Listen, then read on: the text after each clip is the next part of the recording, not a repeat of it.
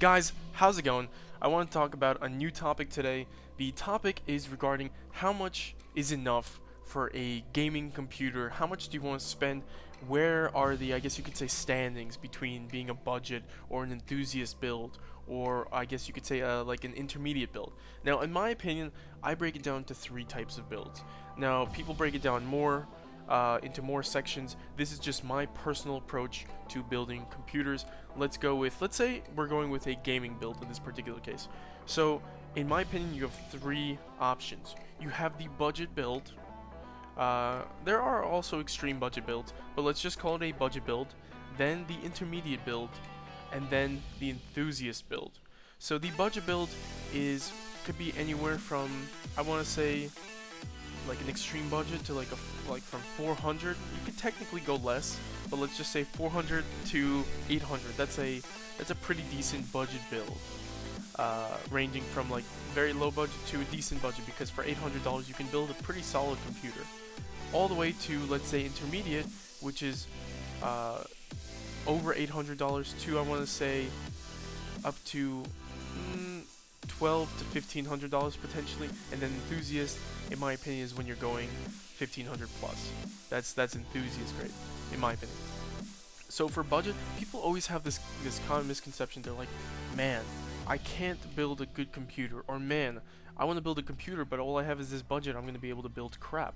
That is just not true. Especially with this day and age, computers are just, wow, man, they are just smoking consoles and everything else. There's just a new thing coming out so often. The tech is getting just, it's crazy if you look back to, let's say, like literally 7 years ago, when graphics cards had like 1 gigabyte of GDDR5 VRAM, or like 2 gigabytes at most, maybe. I'm trying to remember. Now you've got cards that have up to 8 gigabytes. Man, there's just so many crazy options and advances that have been made. So you can't just be like, like, oh, this is gonna be crap. No. So let's go into it. If you're on a budget build, I'm gonna go with, let's say, two types of budget builds. The first is the extreme budget build, 400 to 500 bucks, let's say. People are like, oh, you can't make anything with that. That's not true. You can get a pretty cheap case. There's many mid-sized decent cases that sell for, with rebate, let's say 20 bucks, or without rebate, there's plenty that sell from like 30 to 60 bucks. And I'm talking about decent quality cases that sell for this without rebate. So I mean, with rebate and sales and whatnot, it's even cheaper. So there are great options. The NZXT S340 mid-tower case, beautiful looking case. There's more than one option. I believe you have a glossy white, you have a glossy black, or you have a matte black and red, or a matte black and blue, which is cool for those people that aren't fans of like the super glossy, shiny slash fingerprint leaving behind look. So I mean, and you can get that for 60 or less in certain places. You can get other cases from I believe, I'm trying to remember who it was, maybe Deeppool or something like that. You can get cases for cheap. Power supplies, you can get solid power supplies. There's almost always a deal on a solid power supply with either a certain percent off or rebate, if not both, which is great. On top of that, RAM is getting cheaper. If you're on a budget build right now, you're not exactly going to be going for Skylake CPUs or those new motherboards, as well as DDR4 RAM. You're going to be sticking to, let's say, 1600 megahertz, good old 8 gigabytes of RAM, which you can get for pretty cheap right now, especially on eBay. If you're, in my opinion, if you're on an extreme budget build, I think eBay is very much a good option, because you can get some solid used parts, and your $400 to $500 budget build is going to start looking like a $700 to $800 budget build in terms of parts that you can get, because you'll save a lot of money with the used.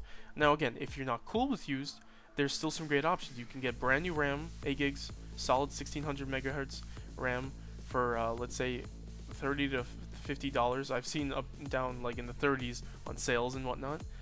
You can get let's say you can get brand new cases, like I was mentioning earlier. Power supplies are usually on rebate slash sale and whatnot.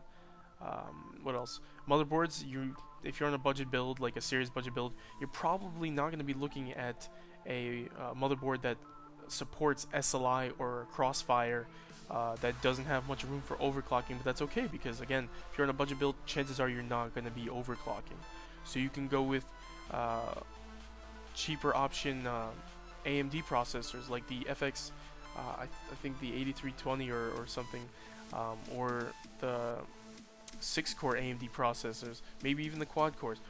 Or I personally don't think the i3's that great, but if for gaming it could be worse. So I mean, like, you can go for dual core i3.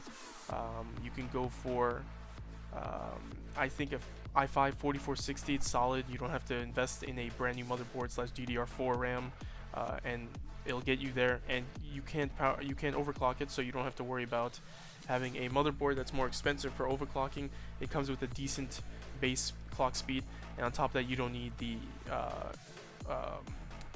cooler for it, that to the point like a Evo 212. Even though it's cheap, you don't need to worry about that extra cash. What else? Again, the motherboard, hard drives goes for so cheap right now. 500 gigabytes, 1 terabyte, you can get them for dirt cheap right now, in the 40s in some places. Some sell like 2 terabyte hard drives for like 50-60 bucks. Yeah, Western Digital just has a bunch of great deals very often. On top of that, I've seen some great deals for SSD too. In fact, I picked up some SSDs, solid SSDs from Crucial for like 60 bucks for 250 gigabytes. That is a very solid deal. On top of that, GPUs. People are always underestimating GPUs. They're like, oh man, my budget's too low, I can't afford it.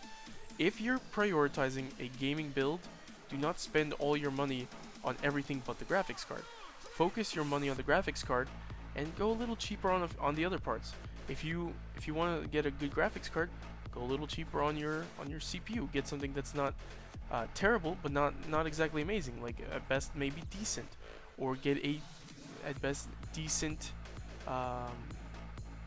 decent computer case. You don't need a top tier $120 case for a absolute budget build.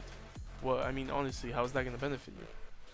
And you could get, now let's see, you can get the 750 Ti. There have been a ton of rebates and deals lately where it's been going for as low as like 80 bucks. That is a really, really good price for the 750 Ti. I believe it's a 2 gigabyte card. It can run most of the latest games, if not at 1920p, at least at the next best thing. And not only that, but you can run, there's plenty of games that it can run at 1080p, maybe not on ultra settings, or sometimes not even on high, but usually no less than low to medium at 1080p, sometimes on high.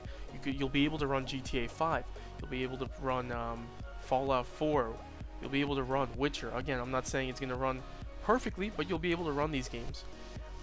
Hell, I'm pretty sure I was doing like I guess you could say like a fantasy build. I was just had a little bit of free time, and I was on PC Part Picker, and I ended up building a $550 build with a GTX 960 2 gigabyte card. That's gonna get you where you need to be with most games today. You're gonna be playing them just fine for the most part. So it's definitely possible. And at an $800 build, people still think that like that's underwhelming. That's not true. You can build a hell of a solid build. With 800 bucks, you could probably, if you're like pretty patient, if you look for the deals, you can easily fit in at least a i5 4460 or i5 4690K, along with either GTX 970 that's been having a ton of deals lately and going as low as like 270 or 280 after sales / rebates. And the same goes for the R9 390 with the 8 gigabytes of VRAM. That thing has been going, it's always been cheaper than the 970. It's been having on and off sales. So it's very possible. Then the next thing, and those specs will get you where you need to be. You'll probably be maxing out 1080p 95% of the time. Even 1440p. The 390 and the 970 are pretty strong. I'm not saying you're going to be getting 60 FPS on everything. You might have to drop a few settings, but for the most part, even 1440p will be playable. 4K is a different story. There, you're either going to need beastly graphics cards, although even then, there's no standalone